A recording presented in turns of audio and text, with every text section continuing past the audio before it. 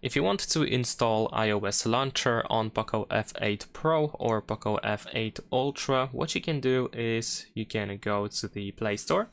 We're going to open Play Store and then we're going to search for iOS launcher. We can just simply type iOS launcher over here.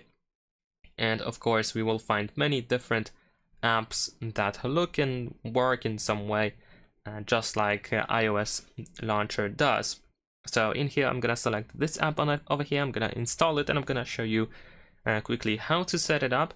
But of course, if you have issues with this launcher, if it doesn't work for you properly, or if you have any issues with the launcher, generally speaking, then of course, feel free to try any other launcher from the Play Store. So once we get the launcher, and don't have to agree to the location, we can agree to, let's say, everything else. We have some settings. So in here, we're just gonna tap make default launcher. So of course, whenever we go to the home screen, we're gonna actually go to the iOS launcher. And of course, we have an ad in the meantime, but we can actually skip it after a couple of seconds. There we go. Let's tap OK, and we're gonna switch to the iOS launcher in here. There we go. Let's tap on got it.